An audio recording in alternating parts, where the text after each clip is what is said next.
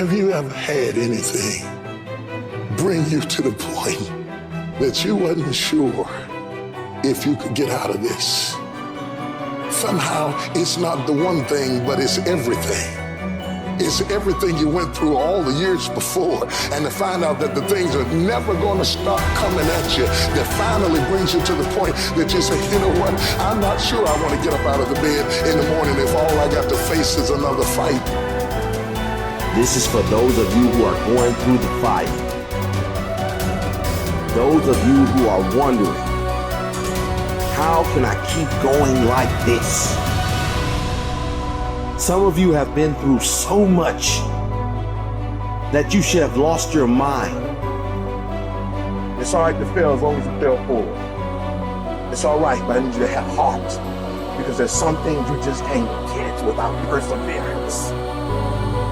Don't think it's strange when things happen to you, because every man, every woman, every boy, every girl will go through a time where your faith will be tested. I know what it's like to barely hold on, to barely feel like you're breathing, to barely feel like you can come up for air.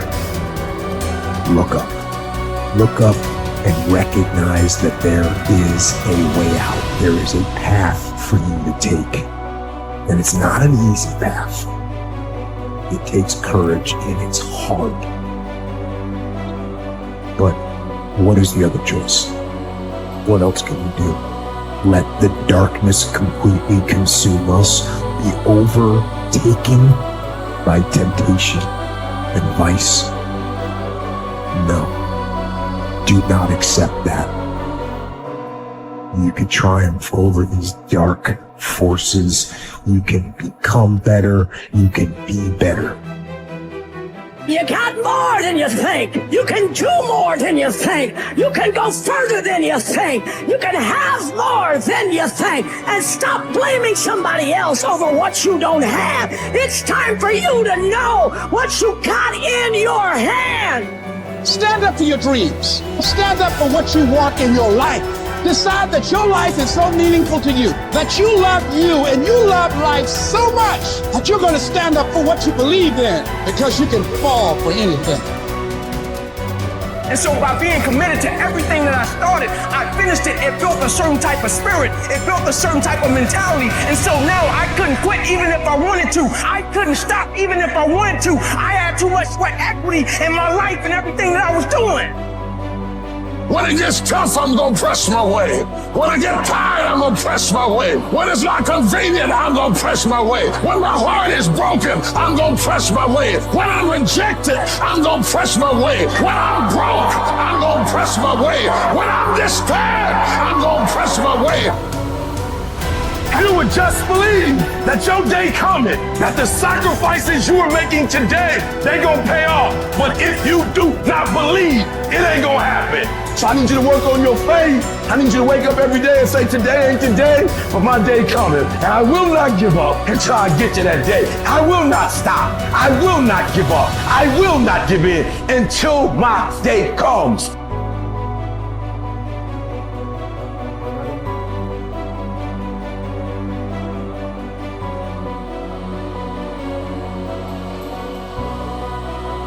This is another concept which has made its rounds in the world, that something else should motivate you to do what you're doing. If what you are doing is significant enough, you don't need any other thing to motivate you. If what you are doing is truly significant to life, why do you need another motivation to make that happen? If you really understand and experience that what you are doing is truly important for every life around you, you don't need a motivation. Life just goes on. See, does your heartbeat need a motivation to keep it going? I'm asking you. All the life processes is not asking for any motivation, isn't it? Monsoon is coming. Any motivation? No, it's coming year after year, because the natural process is going on. Simply like that. In you and me, life is on. What I'm telling you is, if you are doing something which is aligned with the fundamental life process of who you are, This can find a million expressions. It need not be just spiritual teaching. It can find a million expressions that what you are doing is aligned with your fundamental life process. Then you will not need anything to motivate you. Simply, as a part of life, it will just happen. How much you do simply depends on how much time you invested on upgrading yourself. The problem with the world right now is people are always trying to upgrade their activity. If you upgrade your activity without upgrading yourself, you are bound to break up somewhere. It's like you went on a Formula One track because you want to be on a fast track, and you went with your Maruti 800. Suppose you hit the right kind of speed. All the four wheels will go in four different directions. It won't hold up. If you want to be in that kind of speed and that kind of track, you must prepare the machine. Upgradation of this one is important. If you upgrade yourself, activity will simply happen. Many people around me, many times think I'm superhuman because of the activity that I perform. This is not about being superhuman. If you explore the possibilities of being human, if you explore the possibilities of the immensity of being human, you will realize you don't have to be a superhuman. Being human itself is super. So you will not need any external drive or some other inspiration. The very process of life will do it.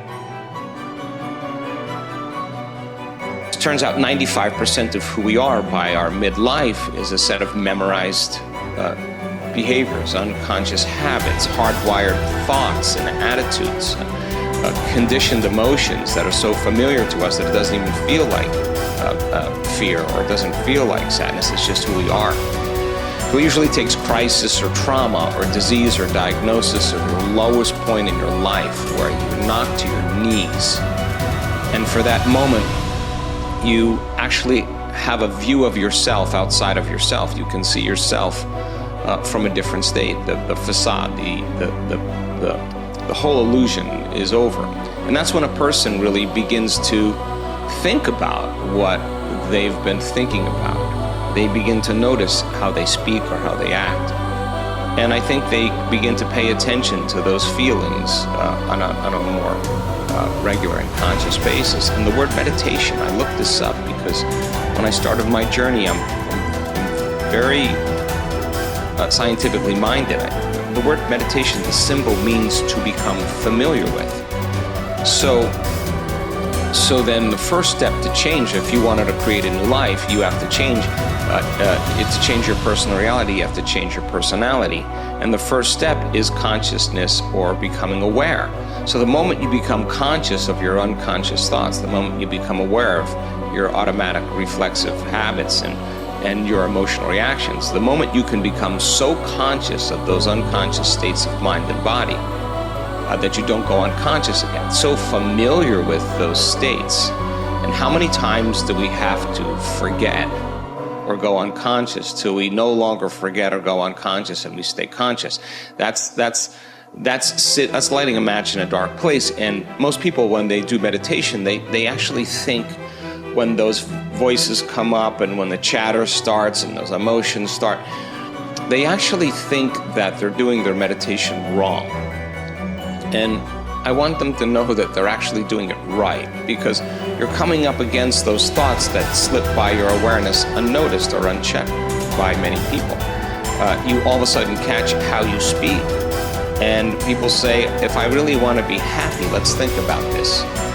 I don't want to complain. I don't want to blame. I don't want to make excuses. I don't want to feel sorry for myself. I'm going to stop that. Now that's breaking a habit of being yourself. That takes a lot of energy and a lot of awareness. And our environment then, the circumstances, our environment are always available for us to think and feel equal to everything in our life, So the environment for many people, as we said earlier, controls the way they think and feel. So when they respond to their coworker, when they respond to the news, when they respond to the traffic in their life, that response causes them to return back to those unconscious programs.